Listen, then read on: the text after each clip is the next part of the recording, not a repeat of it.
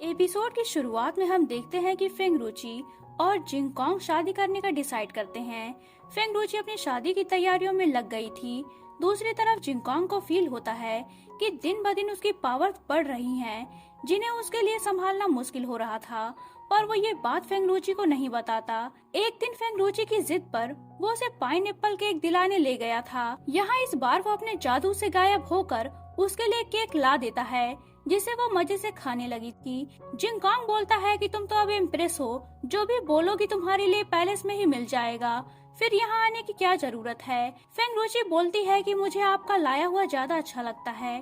तभी वो सड़क पर कुछ बच्चों को खेलता हुआ देखती है, जो कि एक फोल्क सॉन्ग गा रहे थे। यहाँ फेंगरुची को रियलाइज होता है कि जादूगर सॉन्ग कैंग भी उन लाइंस को बोलता था, जिसका मतलब था कि जब विंग एम्प्रेस अपना थ्रोन हासिल कर लेंगी तब फ्लोरा एमुलेट सामने आएगा, जिसके बाद फ्लोरा एमुलेट के टूटने पर नोवोलैंड सिटी खत्म हो जाएगी।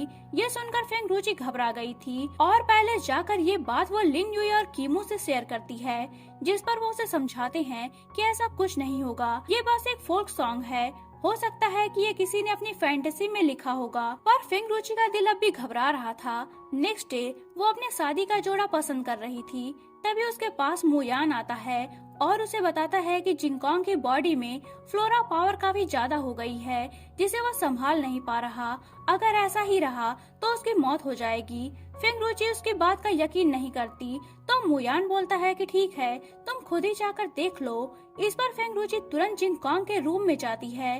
वो नहा रहा था। फेंगरुची एक बड़ा सा फ्लोरा मार्क उसकी बैग पर साइन करता हुआ देखती है और समझ जाती है कि मुयान की कही बात सच है। वो इसका इलाज ढूंढने शाम को लाइब्रेरी गई थी। मुयान भी उसके साथ था। यहाँ उन्हें सीनियर मास्टर की लिखी हुई एक डायरी मिलती है, जिसमें एक नीडल थी, जिसमें लिखा था कि अगर ये नीडल जिंगकोंग को पिन कर दी जाएगी तो उसकी बॉडी में मौजूद फ्लोरा पावर बैलेंस हो जाएगी। यहाँ फेंगरुची डायरी को देखकर समझ चुकी थी कि वो सीनियर मास्टर की लिखी हुई नहीं है, क्योंकि वो सीनियर मास्टर की राइटिंग अच्छी तरह पहचानती थी। खैर नेक्स्ट डे वो मुयान के बनाए प्लान के मुताबिक जिंगकोंग को नीडल पिन करती है, जिससे उसके चेस्ट से ब्लड निकलने लगा था। फेंगरुची घबराने का नाटक करती है। इसी टाइम वहाँ मुयान आ गया था और अपने प्लान को सक्सेसफुल होता देख वो खुश हो जाता है। यहाँ फील करते हैं कि उसे म्यूट ने पॉजेस किया हुआ है। वो बताता है कि मैंने उस पिन में ऐसा जहर लगाया है जिससे आप कुछ ही देर में तो मारे जाओगे, और फिर जिन नियान मॉन्स्टर के फ्री होते ही वो मेरी दुख यानी इनको जिंदा कर देगा। फेंगरुची बोलती है कि ऐसा कुछ नहीं होगा, मुझे तुम पर पहले से ही शक था, इसलिए मैंने पिन रिप्लेस कर दी थी और ये नाटक हमने तुम्हें पकड़ने के लिए किया था।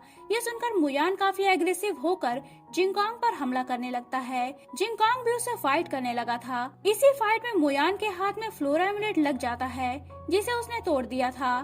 फ्लोरा एमुलेट के टूटते ही फ्लोरा पावर फेंगरुची और जिंगकोंग के बॉडी में शेयर होने लगी थी। जिंगकोंग फेंगरुची को बचाते हुए किसी तरह मुयान पर वार करके नीचे गिरा देता है। इसके बाद वो अपनी स्टिक खुद ही अपनी बॉडी में स्टैब करके खुद को खत्म कर लेता है। उसकी बॉडी धीरे धीरे हवा में डिसअपियर हो रही थी।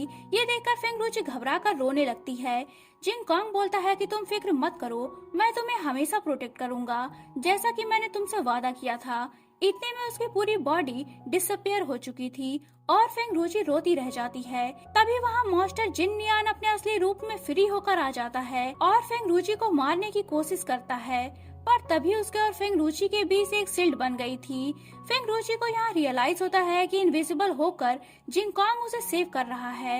यहाँ उसे जिंगकोंग की कही बात याद आती है कि स्काई कैस्टल के कोर से एक बड़ा धमाका हो सकता है। यहाँ फेंगरुची उस कोर से जिन नियान को मारना चाहती थी। वो उड़कर स्काई कैस्टल की ओर जाती है और बड़े घंटे को बजा देती है, जो कि इस बात की निशानी थी कि जल्द से जल्द नान्यू सिटी को खाली करके आम जनता को किसी सेफ प्लेस पर पहुंचा दिया जाए।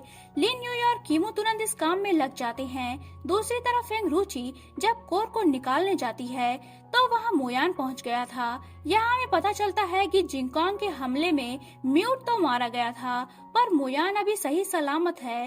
वो फेंगरुची को कोर निकालने से रोकता है, क्योंकि वो नहीं चाहता था कि जिन नियान बिना दुख यानिन को जिंदा किए मारा जाए। फेंगरुची उसे समझाती है कि दुख यानिन मर चुकी है और जिन नियान ने उसे झूठ बोला है वो दुख यानिन को जिंदा नहीं कर सकता। पर मुयान की आंखों पर हमेशा की तरह बेवकूफी की पट्टी बंधी थी। वो नहीं मानता और फेंग रुचि पर हमला करने लगता है। दोनों में घमासान फाइट होती है। वो फेंग रुचि को मारने ही वाला था, तभी वहाँ जिंगकोंग इनविजिबल होकर अपने स्वॉर्ड से उसे रोकता है।